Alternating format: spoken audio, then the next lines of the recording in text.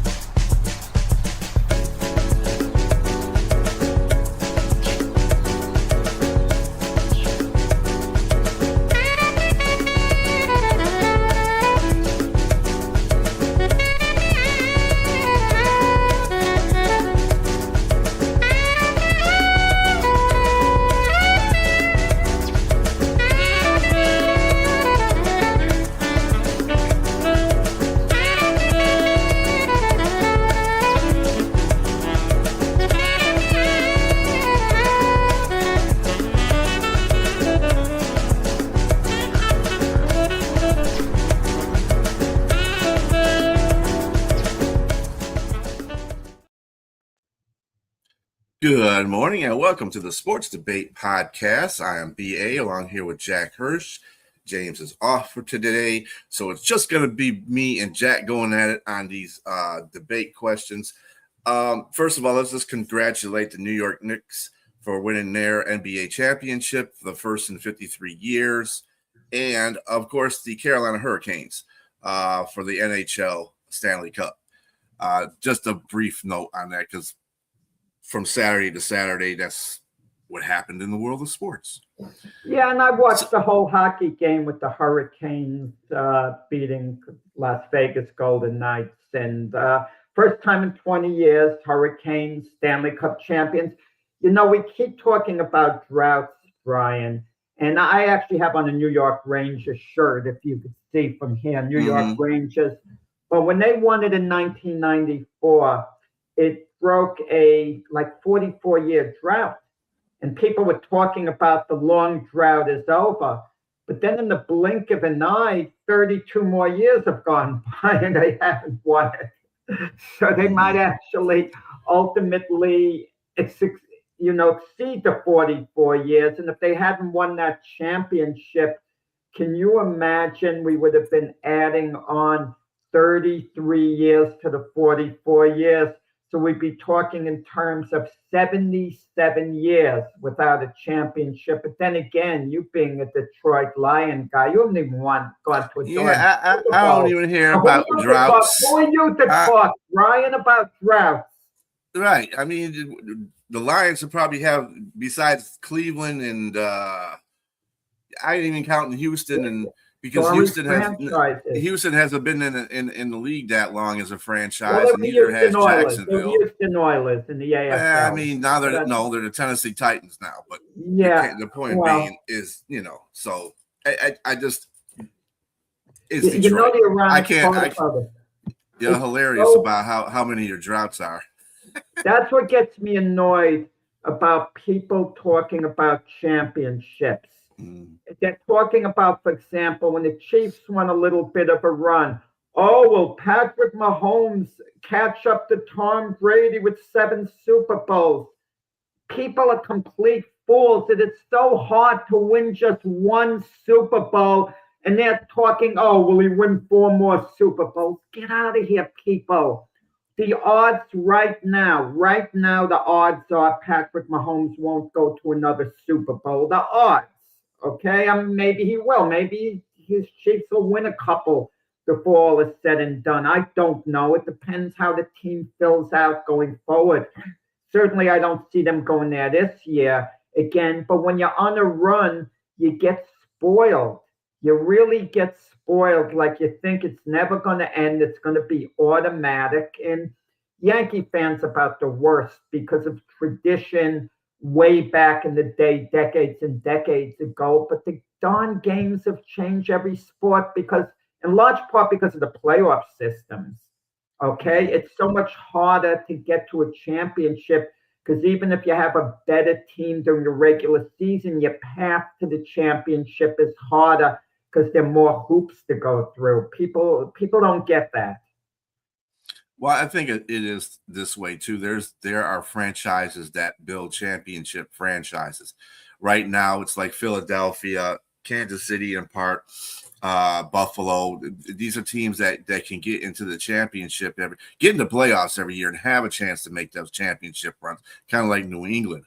New England Patriots were one of those teams that could do that every year too, because of the pedigree of a team, not necessarily the individual players, but just the teams, Brian, being in the mix. My Yankees have not had a losing season in over 30 years. Have not had a losing season. If only have winning seasons, they're in the mix year after year. I'm happy they're doing things the right way. They might get bumped in the playoffs this year. And that's all people are going to look at. I mean, I think that's what it is, too. It's because the Yankees have won World Series, and that's something that's a consistency, throughout the last 30 years that you mentioned. But with teams like, let's say Buffalo's been in the playoffs. They've been in the Super Bowl, but they've lost all of their Super Bowls. 1990. But the point is, they've been in Super Bowls. I think that you have to really kind of just chop up of what you're seeing of these franchises, and not going by one particular player or going by it's a team sport. When football is the ultimate team sport. So if you build a franchise where you have a team that's great on defense and great on offense, you don't have to be top 5 in any of those. But we want to tell Knicks fans, Carolina Hurricane fans, enjoy these championships. You don't know when it'll come. Soak it in for lifetime. Soak it in for lifetime. If the Knicks are not good 6-7 years from now, I mean, don't live in the past, don't get me wrong, but let this championship stay with you. Stay with you for years. Don't think because, if the Knicks don't have a good team in a few years, this championship, it's a thing of the past. Who cares? It's an ancient relic. Take it in and take it in with pride, basically for lifetime. Yeah, I mean, you never know. They can go another 53 years without winning a championship. And we'll be, whoever's here talking in our places will be like, 53 years ago they won. It's all the excitement for your franchise is that once you win a championship, you're always trying to rebuild to win another one. And that's the excitement about watching sports. If you have a team like that. But anyway, speaking of that, Jack, we did have the Knicks have celebration. Most of the old Knicks were there. Knicks within that 53-year period were there celebrating with the current New York Knicks on their championship. One of the things that you mentioned in this debate here, should Charles Oakley have been invited to attend the Knicks championship parade? I'm going to give that one to you because you're more oriented with the New York area and the players that are associated. What do you think? Should he been invited? I would have liked to have seen a scenario where before the parade, peace could have been made, with James Dolan and Charles Oakley. Now, if there's a shoving match going on, and not physically, of course, between James Dolan, the Knick owner, and Charles Oakley, the beloved Knick player, who's going to win that shoving match with the public every time? It's going to be Oakley. They're not going to side with Dolan. They're going to side with Oakley. And no matter how Oakley acts, because Oakley performed for the Knick fans. He was a Knick favorite. They'd like to see him there. But the answer is no. Charles Barkley shouldn't have been invited to the parade, and he wasn't. This is a guy who's gone out of his way to berate James Dolan, the owner of the Knicks. I mean, it all started with him complaining about the Knicks doing this. If that's what ended, and James Dolan, who does have thin skin, overly reacted, we could still side with Charles Oakley. But when you show up at a Knick game and you start yelling at James Dolan, you start creating a scene, and they have to remove you. And they banned Oakley from the Garden for a little while, but then they removed the ban. He can come to any Knick game he wants. He's not banned. They're not giving him free tickets, but he can attend any Knick game he wants. But then Oakley is going out of his way to trash Patrick Ewing, the most popular, arguably the most popular living Knick player of all time, arguably. Okay. And Ewing was his teammate all the years. Ewing didn't respond back to Oakley. He took the high road. He never said anything bad about Charles Oakley. Oakley said we didn't win a championship because of Ewing. Ewing wasn't a leader. And then he went out of his way. He said Ewing's a really bad person.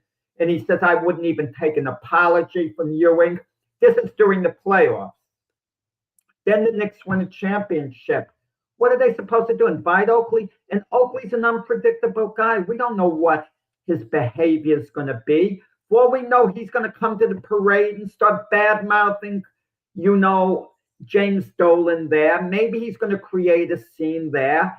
And heck no. I mean, if Dolan wanted to try to patch things up beforehand and before the parade and said, Charles, let's talk. I would like you to be there. We'll work on our problems later. We'll sit down. We'll talk. Be there. But just promise me no incidents. Just wave to the crowd. Take it in. You're a part of the alumni. That would have been bigger, James Dolan. But he doesn't have to be big in that way. Charles Oakley said Dolan ran a slave plantation. Can you imagine that, Brian? I mean, you're the producer.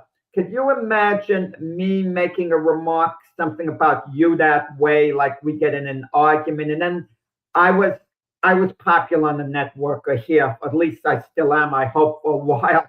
And then you were having a big celebration because we were number one in the ratings, a big party, the whole thing.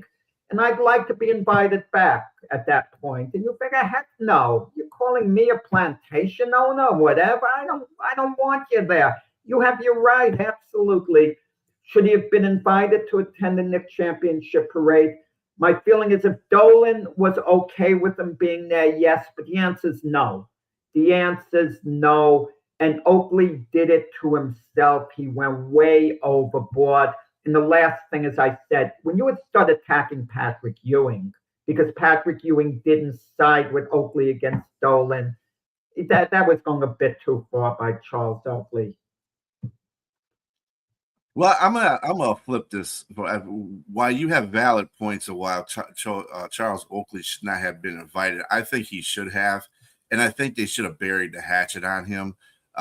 Because when you're a winner, when you're celebrating a championship, your emotions are kind of different. I mean, you saw Patrick Ewing in this whole situation. He was just elated about this whole, about the Knicks winning championship. And he's been, he's got, I guess you could recognize him as one of the greatest Knick players. I don't know how you feel about that, but he's one of the, at least in my era of time watching he's the greatest Knick player of all time, Patrick Ewing. Yeah. Yeah. So, I mean, you got to look at that. And then the fact that Charles Oakley probably would have calmed himself down now that they win a championship. Maybe what he's doing is out of frustration because they haven't won a championship in 53 years before they actually won. And his frustration was coming out, and he wanted his team to do better, and he didn't go about the greatest way. You know what I'm saying? Some people don't know how to react to what their feelings are towards something. Now, Charles Oakley has been one of those mainstay New York Knicks players that have wanted this team to do good for a long time, and it hasn't happened. So his outpouring reaction is going to go toward Dolan because of that whole situation. And he's a frustrated fan. He's the fan that everybody else is not. He's seen it firsthand because he's a player, but at the same time, he's a fan too. He has pride in the Knicks, and he wants to say, hey, you guys aren't doing what you're supposed to do. I'm not saying he handled it great. I'm not saying he handled any of that great. And then when you go off on one of the greatest Knicks players of all time, that doesn't help your cause either. But winning solves a lot of stuff. If they would have had invited him in there, he probably would have just chilled out. I don't think he would have went off on anybody because this is a time of celebration. I think he knows better than that.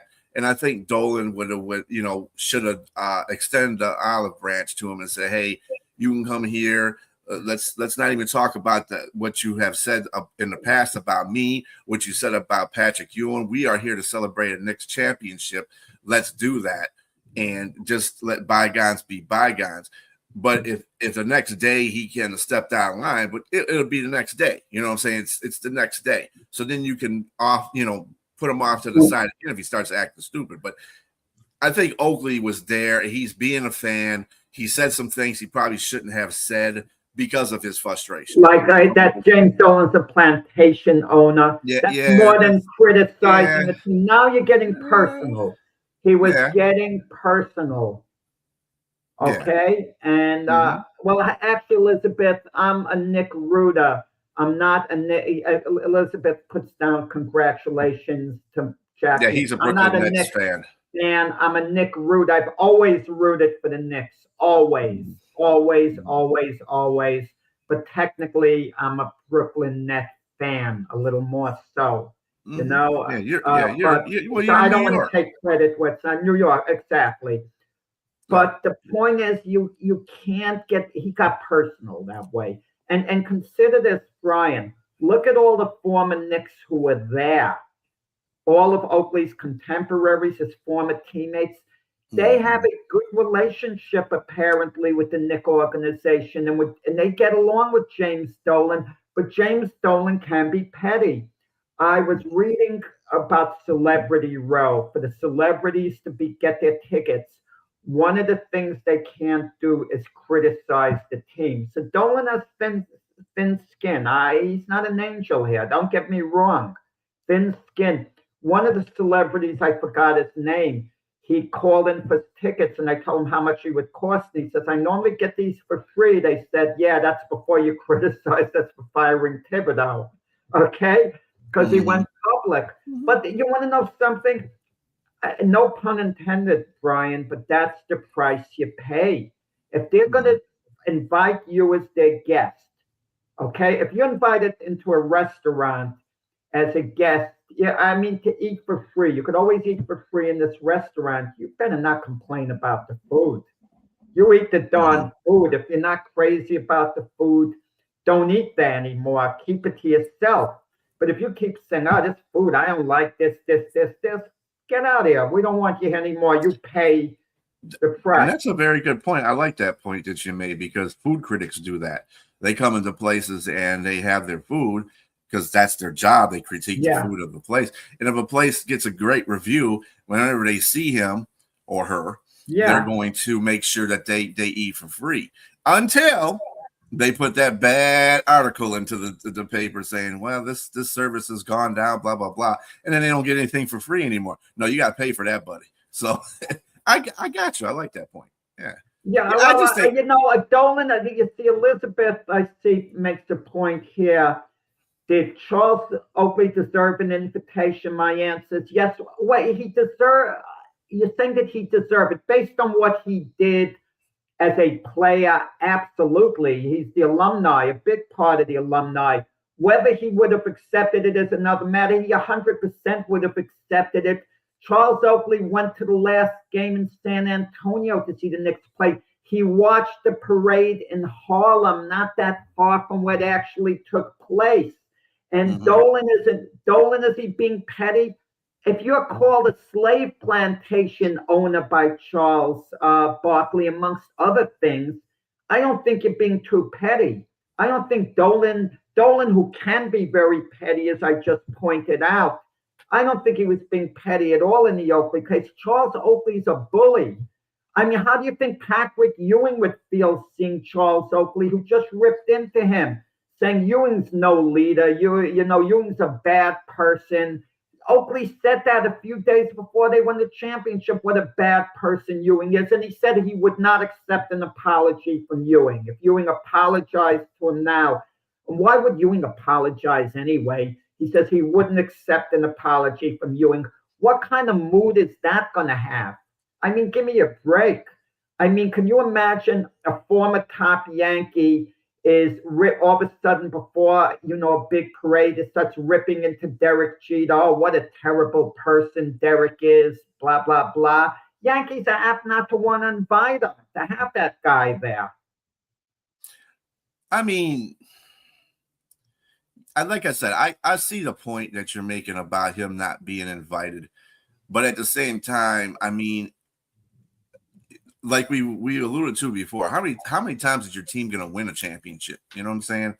And have everybody be part of that. And I think for that one day, for the parade or for whatever the case may be with the celebration, he should have been there because he is a New York Knicks fan and a New York Knicks player. I think that's I agree. I think everybody outside of that, outside of that though, what everybody's feelings toward Oakley is after that fact, they can still have, and he can still be refused things, and Dolan can still be petty toward him. But for that particular day, they should have said, hey, come for this particular day because this is a New York Knicks celebration, not a Dolan celebration, not a Patrick Ewing celebration, but a New York Knicks celebration. And you are part of the New York Knicks alumni. Please come. Brian, let me just basically, so we don't beat it to death. You're eventually on your job, when you retire, is there a good chance you're going to have a retirement party?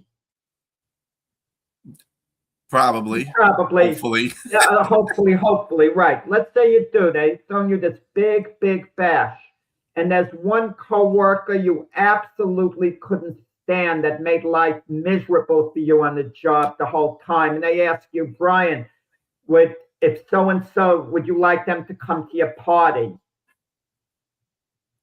There you go. That's James Dolan. I mean, I had a situation. See, that's an individual. Well, that's an individual situation. Well, that's not a company situation. I got you. I agree. Let's sum it up. I do agree with you. I would have liked to have seen Oakley there.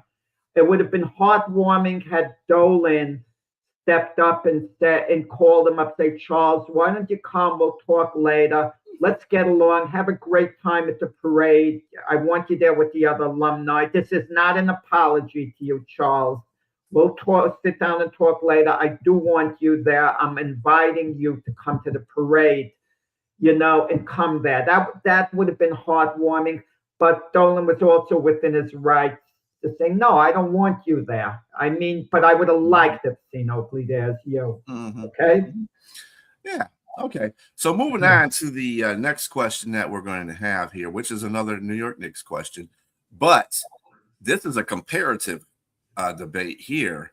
What will ultimately be remembered more, David Tyree's helmet catch in the Super Bowl or OG's tip in to win the Game 4 of the NBA Game 4 of the NBA Finals? Let me start off. Let me be. Thank you, because this is a tough one, Brian. Now, the only thing that I can say for me personally, I like football more than I like basketball, but that's a personal thing. New York is different. Remember, we had this conversation about New York. If the Knicks won the championship, how much that would mean to the city of New York, because they're basically a basketball-oriented city. They're not really entrenched in football as much as they are basketball. So I think from the point that the city would probably say that OG's tip to win Game 4 would be more important than Dave's Tyree because of just how the people of the city are. But for me personally, I think David Tyree's helmet catch in Super Bowl is more important because they beat a team. Wasn't that was the game that they beat the team that was 16-0, right? Well, they were New England. Wasn't that the year that New England? You're right. Well, to deprive them from a perfect season. Yeah. And let's face it, the Giants weren't the best team of the season. I think they squeaked their way into the playoffs, and they did a very good job. And that's another topic of debate we could have later. Who was a better quarterback, Eli Manning or Jalen Hurts? Because basically they kind of go in the same path. But that's a debate for another time. That's another time debate. Yeah. But I'm saying David Tyree's catch in the Super Bowl, because it's a Super Bowl. You're going against a team that's 16-0, and nobody thought that they could beat New England in that particular game. So this is different. I'm not asking which game is more important, Brian. We're talking about one play here. One play, what is going to be remembered. That play led to we're going to remember the Giants upsetting the Patriots and depriving them of a perfect season. We're going to remember that a little more. I mean, because that's more historic. But the one play, the helmet catch, we refer to it as a helmet catch, meaning it was a famous play. And we're going to think of OG and Anunoby flying through the air like Superman and saving the day. You know how dramatic that was. I mean, maybe if the question was, what was more dramatic, the helmet catch or Anunoby going through the air? I mean, Anunoby was more dramatic how it took place, but what's going to be remembered more amongst those two plays? And the difference here is that this is one game versus, a best out of 7 series. So I just don't, I can't give OG that. I love OG, don't get me wrong, but I just can't give him that credit for that being more important than David Tyree's helmet catch. It's fair what you're saying, but let's consider this. And I don't remember how many seconds were left on the clock. If David Tyree doesn't catch the ball, the Giants probably lose the game, probably. But was there enough time left to actually still score? That's the question. You hit another completion. You do have some time left. The Giants may have gotten a touchdown anyway. Now, Anunoby, if he misses the tip, okay, they definitely lose the game the next. They definitely lose the game because there's only like 1.2 seconds left. It goes off the rim or whatever. Knicks don't score. So now the Knicks and the Spurs are 2 games apiece, meaning the Spurs survived the late Knicks rally. Now they go to San Antonio for game 5. The Knicks are up 3-1. It's 2-2. San Antonio's a little less rattled. They're in a better frame of mind going into game 5 if it's 2-2. San Antonio maybe wins game 5. And even if they don't, the series is still going. It's either 3-2 San Antonio or 3-2 New York. Maybe the Knicks don't win the series. Okay? And the way Anunoby did it, that one play, the one play for Tyree is what he's going to be remembered for, the helmet catch. He's not going to be remembered for his career. But David Tyree is not going to be considered an exceptional player. He's not as high on a level in his sport as Anunoby is in his. Anunoby is going to be remembered as a legendary Knick the rest of his career. Tyree is going to be remembered for the helmet catch, but the reason Anunoby is going to be remembered as a legendary Knick is because of the tip-in. Because of the tip-in, that one play alone is going to make him a beloved Knick for the rest of his career. And if you need any example of that one tip-in, he made a phenomenal defensive play right before that to set it up. He saved the game with 2 plays. But people are going to forget about the block shot, at the end of the game, on De'Aaron Fox. They're going to forget that. That's because De'Aaron Fox was being an idiot. He could have just held on to the ball for 12 seconds and that would have won the game. I don't think De'Aaron Fox did anything wrong for the simple reason he would have gotten fouled immediately. The time would have been on the clock. And if you missed one foul shot, you have a problem. You one foul shot. If you have a chance to go in for 2, take the 2 points. He didn't pull up and take a jump shot. Even if he hit one shot, you're still going into overtime if they tied it up. No, I don't think that the Knicks. Points. They were up 1 point, San Antonio. Right. If he misses a shot, they'd be up by 2. Up 2 points, Knicks can still win it the same way.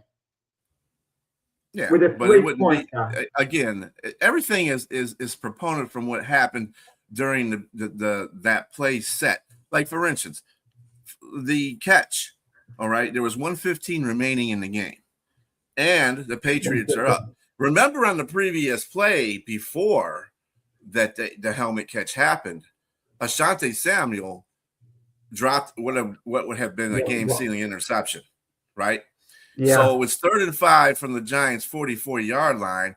This is kind of a desperate situation for the Giants to even win this game at this point because of what was going on during the game.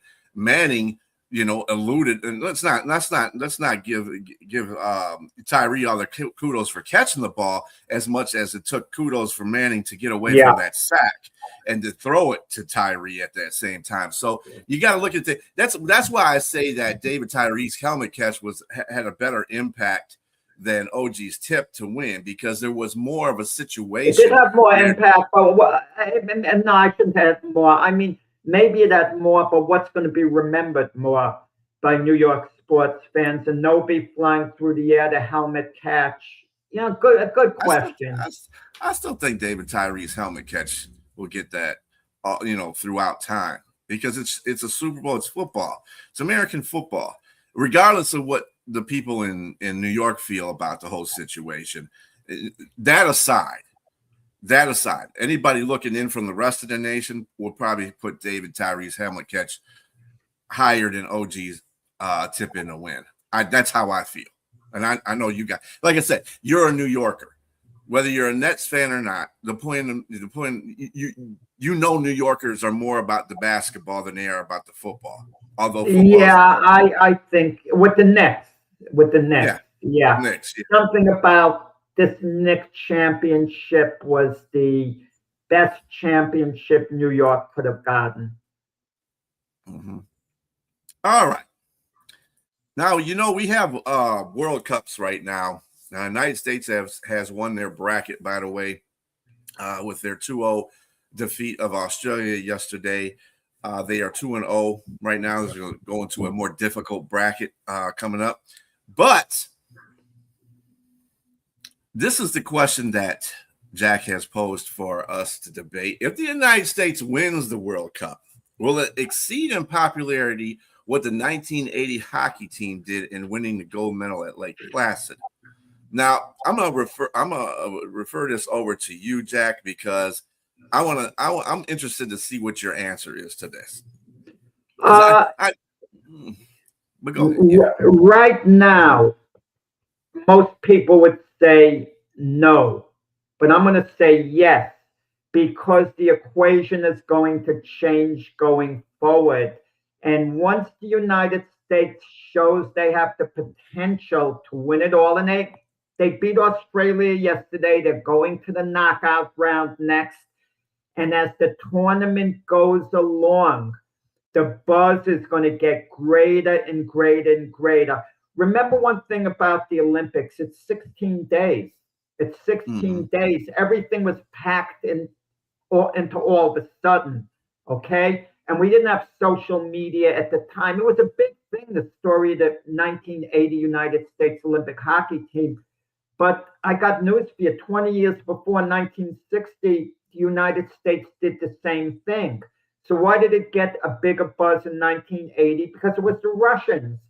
And the United States had this semi-hostile relationship with the Russians, who are a threat to us nationwide, vice versa.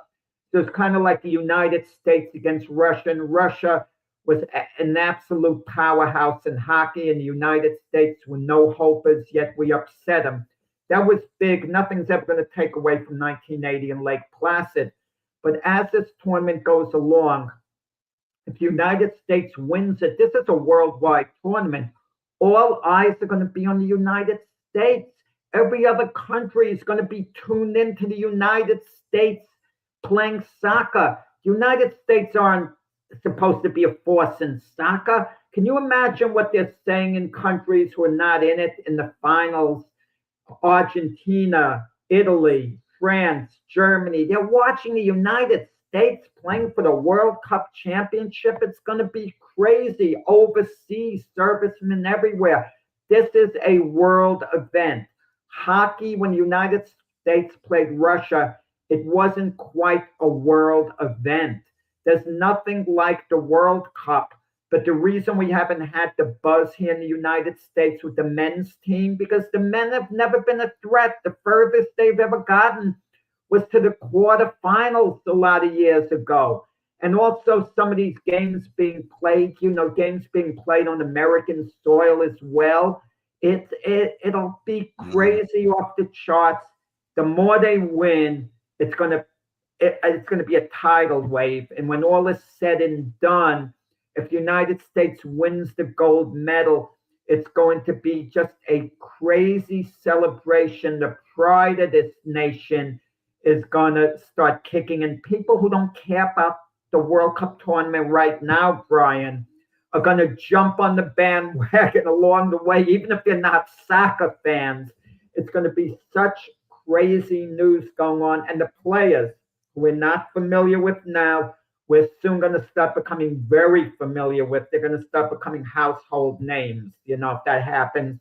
So even though we can't feel it now, if the United States does win the World Cup, it is going to exceed, believe it or not, what happened in Lake Placid with the hockey team.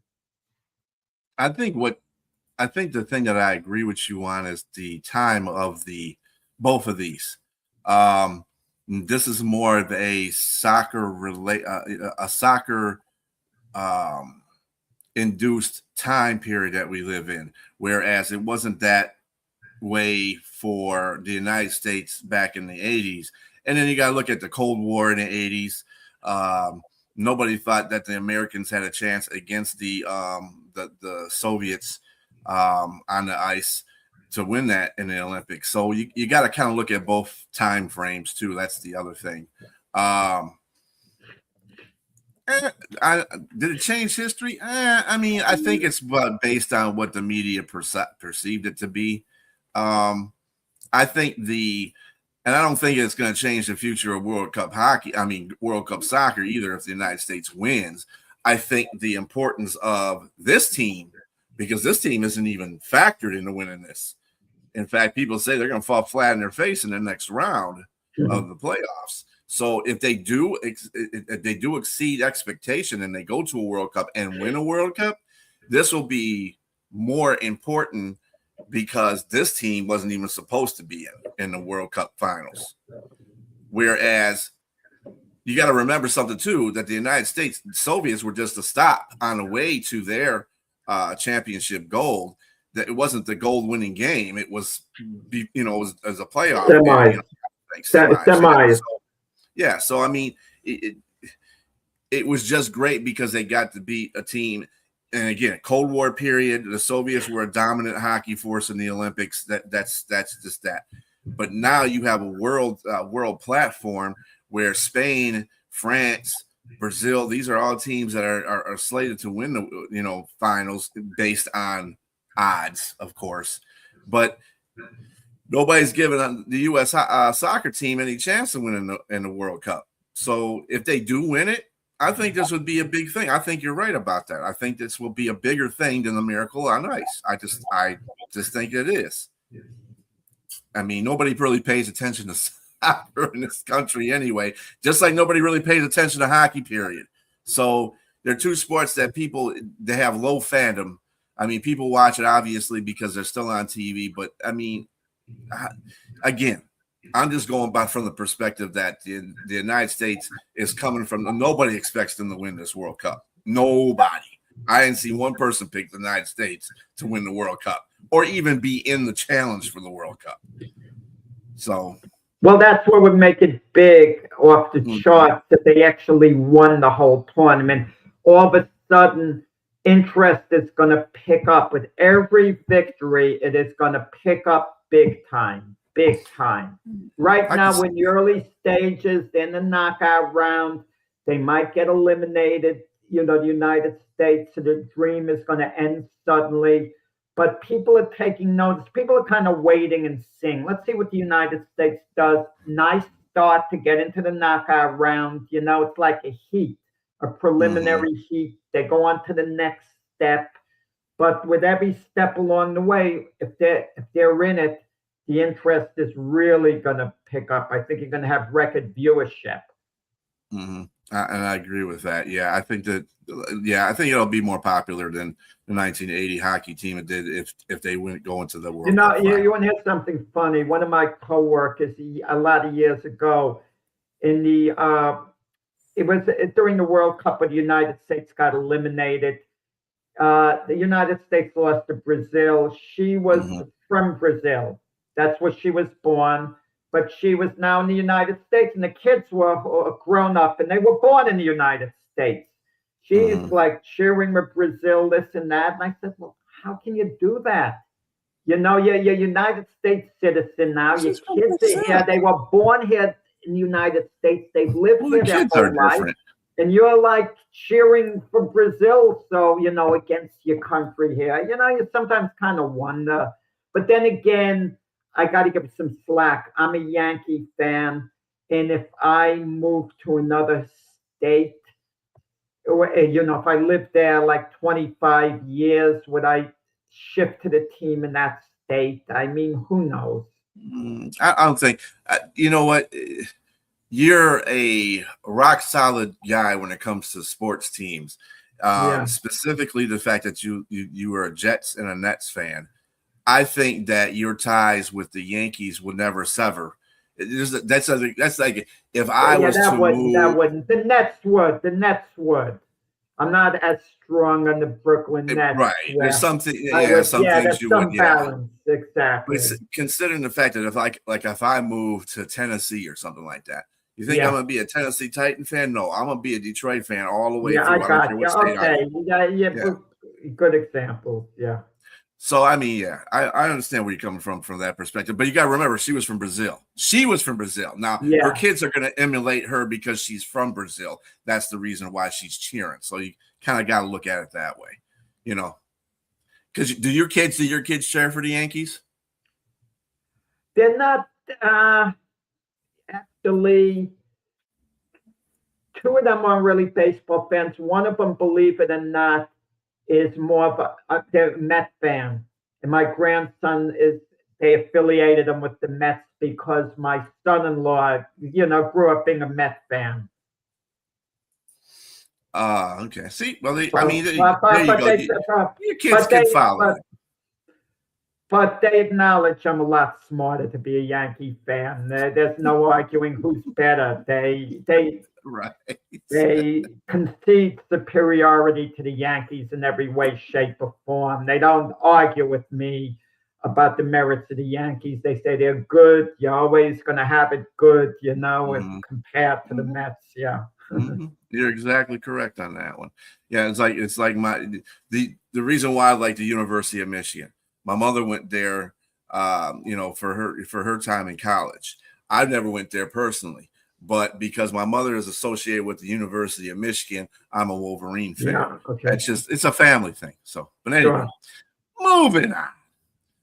I found this question to be interesting. Would it serve Mike Trout best if he demanded a trade from the Angels? Right now, Mike Trout has been placed on a 10-day injured list. Right now, he's on a 10-day injured list. I don't know if he best. I mean, Mike Trout is older now. I mean, really, if he goes to another team, is it going to make a difference? No, I don't think so. The dude's going to be injured on that team too. It seems like he gets an injury every, because he's an older player. Come on, face it. He's on the downside of his career. He's still putting up pretty good numbers, but he's on the downside of his career. I don't understand why he would want to be. He's going to be a lifelong Angel. I don't see anybody else. I don't see that happen. Him being on another team. That's just my opinion. I just don't see him going to another team. I don't have Mike Trout's exact age in front of me. I would estimate, what is he, about 32? Look that up, Brian. I would estimate. I should have looked that up beforehand. That's my bad on that. But they really, whatever Mike Trout wants, 34, a little older than I thought. Okay, but sometimes older players perform. I'm going to give you an example. The Yankees have a former MVP on their team, Paul Goldschmidt, first baseman, okay? Paul Goldschmidt was clearly past his prime the last couple of years. Clearly. I was surprised after Paul Goldschmidt said at the end of last season, he's retiring. He's done. He was retired. He came out of retirement in the offseason, past his peak. The Yankees just wanted him as a backup first baseman. He was an insurance policy. He was getting a grand total of a 1-year contract, $4.5 million. That's backup money. That's a utility player money for former league MVP and a guy who you can argue would be deserves consideration for the Hall of Fame. You could argue that is what I'm saying. And guess what? This year, that insurance policy is playing a lot. He's arguably the best player on the Yankees this year. He's tearing it up. He's the old Paul Goldschmidt. He's as good as the Paul Goldschmidt who was the MVP practically years ago. He's had a resurgence. It's fun to come into work if you're on the Yankees because it's always exciting. There's always a buzz. Mike Trout, he might be going stale there. The owner of the Angels, Artie Moreno, is done spending money on free agents. He's done trying to improve the team. Even Artie Moreno made a controversial statement in spring training. Most people come to the games not to see their team win, to just have a good time, to just hang out, and Artie Moreno's not necessarily wrong. I don't know. I mean, it sounds bad what he said. I'm against players chasing rings, but this wouldn't be chasing a ring per se. It's unpredictable what team could win in baseball, whatever. But if you're Mike Trout or any other worker, you want to go to a workplace that stimulates you, doesn't bore the heck out of you. It's such a terrible thing. It's so depressing to be in a work environment where the conditions are bad, day in, day out. And that's what you have with the Angels, bad conditions. They lose. The last time I looked, they were 16 games under 500. I don't know what they did last night. But they're bad. They're last place. They're not going to the playoffs once again. And Artie Moreno said if Mike Trout wants to get traded, they would try to accommodate him. If Mike Trout doesn't want to get traded, fine. He could finish his career with the Angels. They're giving Mike Trout that respect. Mike Trout, apparently, he's shown great character. He's going to be with the Angels as of now his whole career. And if that's what he wants, great for him. But Mike Trout is a New Jersey kid. If you could trade him to the Phillies, who are always in the mix, to go to the World Series because they're always in the mix to be a playoff team, or better yet, the Yankees. I mean, even the Mets have not so much this year for the time being, but even the Mets have this semblance of hope. I mean, trade him. If he could go there, play, it would be a dream of his to play for the Phillies. He's a New Jersey kid. His family's from there. They could see him play with the Yankees. I mean, do that. It would serve Mike Trout best, if he demanded a trade because he's in a barren wasteland with the Angels, unfortunately. It sounds good, Brian. Well, I played for one team my whole career. It sounds really, really good. But does anyone care? Listen, the great Yogi Berra, do you know he didn't play his whole career for the Yankees because he played 9 at-bats with the Mets? 9 at-bats. Does that tarnish him? Technically, he's not a Yankee his whole career. So come on. Do we care that much? If Trout goes to another team, obviously he's going to be an important bat in that team. So he's going to get more than nine chances to do anything on that team. So if he demanded a trade, I could see that. I just don't see him demanding a trade. I think he's happy is where he's at. Some people strive to win championships, and I think he's got to his point where he might have thought the Angels were going to do something in the past couple of years. And that's where, and like I said, Trout's still an amazing player at his age. I don't think he's as good a player, obviously, in his prime than he was in his prime. But I think some people are they're just happy of where they're at. It kind of like, I give it to like the Barry Sanders there. You're really good at your position. You're staying at one team. You could have went to another team. You could have went to another team and won a championship with them, but you decided not to. You decided to stick with your team. You put up all these numbers, but alas, your team didn't go to a Super Bowl. It's the same thing with Mike Trout. I think that he's fine where he's at. He's putting up the numbers. He's putting up Hall of Fame numbers. Obviously, he's going to be in the Hall of Fame. But I mean, he's content of where he's at. I would be surprised if he asked for a trade, to tell you the truth. Well, it's up to him. Look, if he's happy there, he's content, he's enjoying his life, used to being the Angels, doesn't want to go elsewhere. Would it serve his career better if he was on the Phillies and the Yankees? It would. It would serve his career better. But if he's happy, look, whatever Mike Trout wants to do is fine. And you don't have to demand the trade. You could sit down with the owner and say, look, I don't want to go anywhere else. If it could be the Phillies or the Yankees, you could trade me there. It's okay. If you could work out a deal, I'm fine with that, but I'm not demanding anything. I'm also good to be with the Angels. Something like that is fine. You're not threatening the team. You're saying, look, we could sit down, let's have a discussion, what you want to do, what I want to do, but, and come to a meeting of the minds. Or do nothing, or just leave it alone and be an Angel the rest of your career. Yeah, I mean, it all depends on the athlete too. If they're striving to be, they want to be in a chance to be in a championship team, and that's what their goal is. Then they'll make that stride. But if he's content where he's at, I wouldn't even think he. But Brian, consider this factor too. Mike Trout, I think, he has a few more years left on his deal. A few more, I'm not sure, but let's say he is somewhat productive and he wants to play beyond his deal.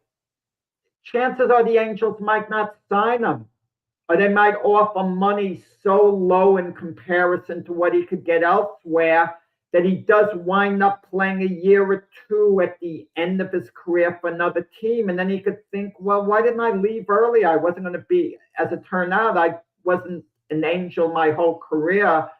I wanted to be one and circumstances didn't allow it. I mean, look at John Smoltz, Hall of Fame pitcher for the Atlanta Braves. He wound up pitching part of 1 year, something for the Boston Red Sox at the end of his career, because the Atlanta Braves was so darn cheap. They didn't value him being a career Brave. That's how low the Atlanta Braves were and how little value they had on that. Shame on them, by the way. I'm trying to pull up his contract. He's under a 12-year, $426.5 million contract. How many years? Goes through running through the 2030 season with a no trade clause. So which can always be adjusted. So after this year, 27, 28, 29, 30. So 4 years. This year and 4 years after this year. Mm-hmm. He's with the Angel. But, so it would take him really to about the age close to 40. To age 40. And if he's producing at that point, he might still want to play a little while longer. A year or two or whatever. Depends on how he's producing, how healthy he could be or whatever. And right now, the Angels, I think, would be okay with getting rid of that contract. They're not forcing the issue. They have too much respect for Mike Trout to, force the issue. But it's what Mike Trout wants to do. He's going to, I feel he's just going to be an Angel for life. I think he's going to play out his contract, bar any major injury, bar the fact that the team might just, depending on his performance as a baseball player, they might get rid of him. I still don't think, though, he's going to demand a trade anywhere. I think he's too late he's later on in his career for that to happen, and I think he's just too content. Well, you know what it is too. If you look at sports iconic players late in their career when they can still help a team, that it's proven that they're better off going elsewhere. For example, if the Indianapolis Colts went in a position to draft Andrew Luck, Peyton Manning obviously would have continued as their quarterback and been a career Colt. He would have retired as an Indianapolis Colt. But guess what? In all probability, he doesn't get a second Super Bowl in all probability. Okay? Tom Brady, had he remained a Patriot the rest of his career till the bitter end, the odds are very strong he doesn't win another Super Bowl with the Patriots. Very strong. Okay, he does not. I repeat it. I remember once I'm talking to Mac, and Mac is again. I'm not saying Mac. That's crazy. He's not even close. The Patriots aren't even close to winning, and Brady's not going to propel them. And there's virtually no chance of that happening with those Patriot teams. But then again, early in someone's career, when in their prime, had LeBron never left the Cleveland Cavaliers to begin with, the Cavaliers obviously would have kept him all the years, and there wouldn't have been a dispute. He might not have won one championship with the Cavaliers, maybe, for the simple reason they wouldn't have been in a position to draft Kyrie Irving. So knowing how great LeBron is, I guess odds are they would have won one somewhere along the line. And these same people, Brian, like Charles Barkley, who were telling LeBron, oh, don't leave the Cavaliers. It's good to be with one team their whole career. You know what they would have said at the end of his career? Well, he only won one ring. He only won no rings. They would have criticized him. Let the player do what the heck he wants. Whatever a player wants to do, let them be free to do what they want, because if they can't perform at a top level anymore, teams get rid of them. Teams move on from them. So players are entitled to move on from teams. I mean, bar the Tom Brady comparison, I think that if there's a player that wants to achieve that role of being on a championship team and playing for a Super Bowl, a World Series, or a Stanley Cup, anything like that, they want to move on to a team if that team is not doing what they're supposed to be doing to get that player to the championship format. That's why you see these players always shifting and talk about, I want to trade because this team isn't doing what they're supposed to be doing for me to reach the pinnacle I want to be in as a championship game. But a perfect example is Matt Stafford. Matt Stafford was on a team for 12 years. He played mostly all his career in Detroit. Detroit didn't get over any kind of hump because they weren't that kind of a franchise. He goes to L.A., and I've said this many times about this. I said if Stafford's a great quarterback. He goes to a different team that has their stuff together. He's going to win a Super Bowl with them. Sure enough, he gets traded. He goes to L.A., wins a Super Bowl. But consider this, Brian. Let's say Stafford never left the Lions. They built the same type of team. The Lion team that lost to the 49ers, who blew the halftime lead in the playoffs, maybe they win with Stafford. There's a good chance that Stafford's a better quarterback than Jared Goff. I'm putting it to you this way. It's that Stafford, the reason why we have the players that we have on Detroit right now is because of the trade with Stafford. Because we wouldn't have Jahmyr Gibbs, we wouldn't have JMO, we wouldn't, you know what I'm saying? So it's a kind of a balancing form where Detroit is trying to have some relevancy. Brian, just quick. Los Angeles is trying to win Super Bowl. So very quick, Stafford goes into the Hall of Fame as a Lion or a Ram. I believe if he wins one more Super Bowl with the Rams, he'll go in as a Ram. Okay, that's a debatable question, maybe. Yeah, good. But anyway, it's been good debates there, Jack. Unfortunately, we didn't have, of course, James with us, but that's all right. We'll have him on next Saturday. Hopefully, you have a good rest of your day, sir. And we'll see you with Keith and James, hopefully, tomorrow on the Sunday Morning Sports Podcast. Everybody have a great day. We'll see you next Saturday.